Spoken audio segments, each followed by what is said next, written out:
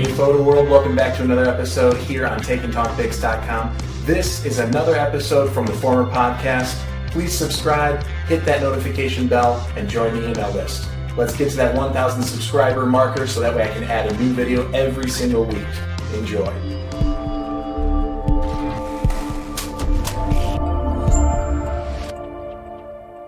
Hey Photo World, Take and Talk Pics. This is episode 49 and the Monday message number 8.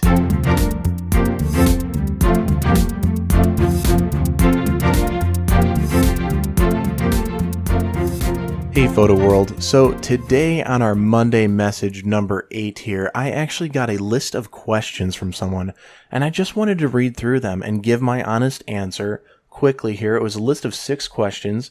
And this is someone who is interested in doing wedding photography and kind of making that jump into pushing it for a career. And I was really taken by some of these questions. I thought they were really good. I just want to run through them really quickly with you, Photo World, and put them out there just from the experience that I have as a photographer and what I've seen from other photographers. And it doesn't mean it's the right answer. I'm going to be upfront about that this is not a guaranteed 100% perfect right answer. It's just one option out there. So the first question I have here, what is the most versatile lens? Now this took me a little bit of time when I was searching for the right lenses, when I was getting away from my kit lenses starting out early on. I was kind of done with that 18 to 55 range and wanted a larger aperture that I can actually, get some light through the lens, and have that little f number and just feel like a pro. So I was looking for something in the range of an f2.8 or wider, and I didn't know exactly where to start. But I thought the best bang for your buck, a zoom lens would be the best way to go. And I'm a Nikon shooter, so I landed on the 24-70 f2.8G ED lens. That's an AFS Nikkor lens, and I just thought this was perfect. You have that 24mm wide angle end of it, especially on full frame, that's actually quite wide, and it offers an option of a bigger scene or more space in the room being shown. And then you can get in a little bit closer. You get to that 50mm mark. That's basically the same as our vision without our peripherals. But once you zoom in a little bit further, you get that 70. There's a tiny bit more reach, so you can kind of give your subject some space. So I thought this was the most versatile lens for the price that I could start with and have that f2.8 all the way through instead of getting tripped up by an aperture change as I'm zooming in. So that's my 2 cents on the best and most versatile lens would be the 24-70 as the first pick. It's a solid aperture, it's a solid build, and it's a great range to work with. So this next question here, what size should the images be that you give your clients? Now, that's going to be up to you. I mean, you may only want to stick to things that are going to be looking good online and that's about it. You don't want them to go out and print. Or maybe you're giving the images as high-res files that you are fine with them going out and printing. And that could be a number of things. There's plenty of people who set it at 240 ppi or just go with the full 300 ppi. I mean, you can go higher than that, but the standards are 240 or 300. If you want to get to the bare minimum but still printable, I think Epson kind of has a weird requirement of 188 ppi. So it's all over the place, and you kind of got to do your homework about what's appropriate for you and kind of what you want to offer your clients and how big of a range do you want them to have with these images. For me, if they purchase high-res files, they get the highest resolution JPEG that I can offer. I never give out RAWs. I don't feel that that's necessary for the typical consumer. It's really, really rare if I ever have a client that needs raw files and I'm actually willing to give it to them. If they ever ask for it, I usually try to educate my clients and let them understand why it's unnecessary for them to have raw files, but why it makes perfect sense for me to capture raw files. That's a whole nother realm. But I'd say do your homework and kind of just figure out what's appropriate for you. So let's move on to the third question here. What is the best way to find a photographer who will let you second shoot for them? Again, this is somebody who's inquiring about wedding photography and looking at making a move in that direction. So finding a photographer to work with, ouch, that's a tough one. It's so hard to get your foot in the door and nobody wants to hire somebody without experience. It's a really good question. Knock on doors. Start asking. Send out an email. Stop into that local studio in your town, in your neighborhood, and, say hello, introduce yourself, and see if there's a way for you to help. You're one of a many, many bunch of people who want to get some work going here, want to start building a portfolio, but you have to just put yourself in those places at the right time. I don't know if there's a perfect answer to say the words you should use, and that's going to get you a job working as a second shooter to start out with.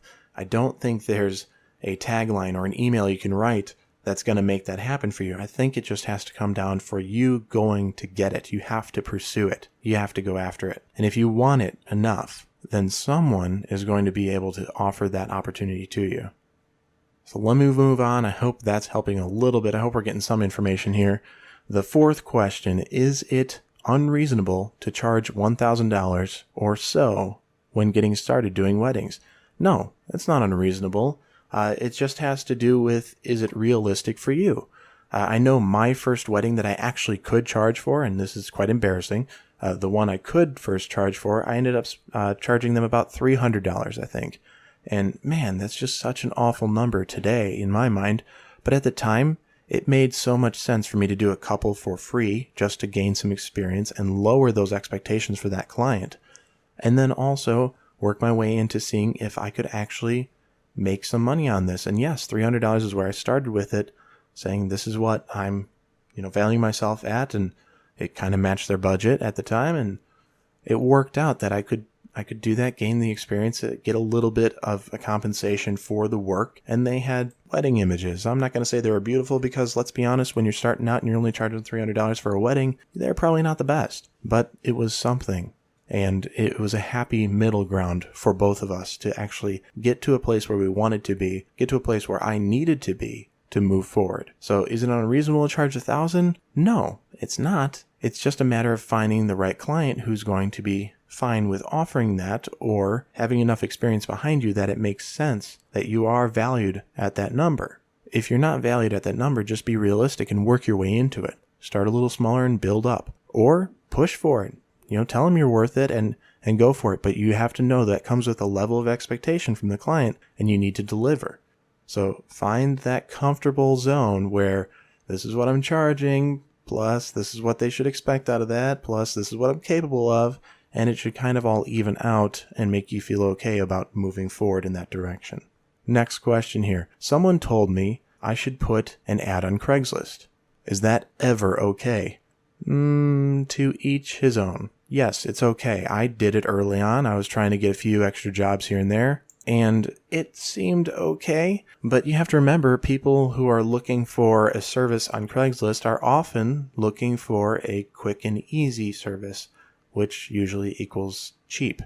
Now, could you pitch and say, hey, I charge $1,000 and you're putting it on Craigslist? It's really rare when you can actually book a client in that range. I think the highest wedding client I ever booked off of a Craigslist post was $2,500, which I know sounds like a lot, but it was really a long shot, and they met with 6 other photographers beforehand, and it wasn't even the client that selected me. It was the bride's brother had found me and suggested to take a look. So it was just this roundabout weird way, and I think it's just so slim for it to ever happen like that again that wouldn't be my go-to strategy. If you're looking for ways to get out there, you're looking for ways to market, you can start on Craigslist, that's fine.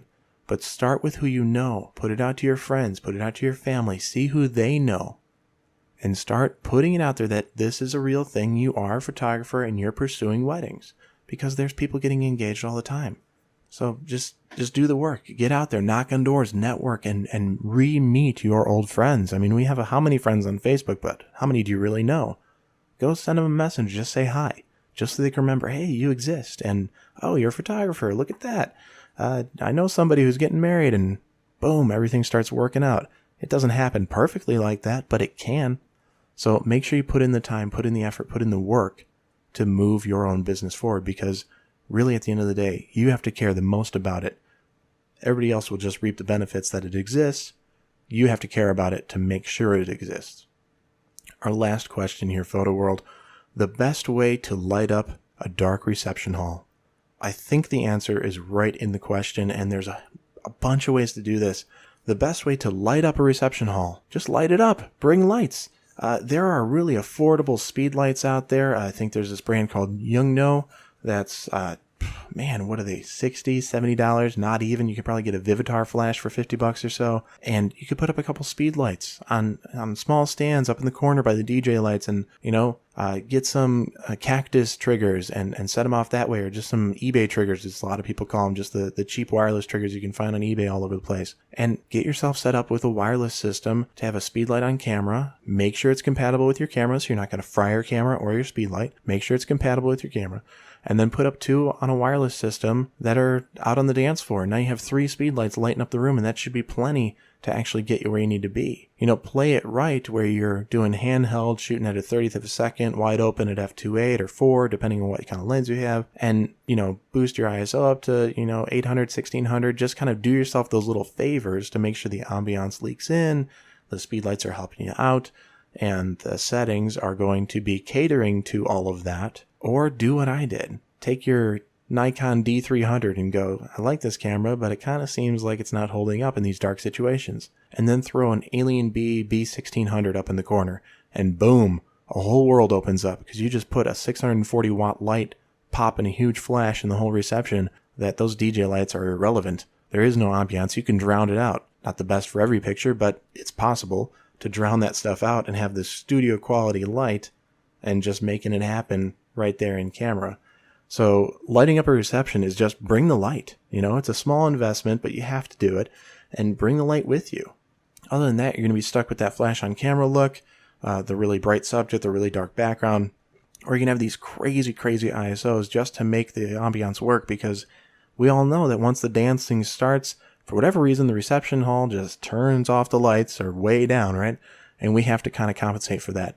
And that speed light on camera is going to help with the infrared look and make sure it can focus in the dark. So it's never really a problem with that, but make sure you have enough light to make the image happen. Photo World, I hope you got some good stuff out of these questions. I thought they were interesting and a nice mix of things to talk about. And actually, I have a whole group of emails with different questions, and I think I'm going to go through them week by week here and just kind of give us a quick breakdown for the next few weeks on these Monday messages. But today, that was the Monday message number 8. Thank you for being here, and happy shooting.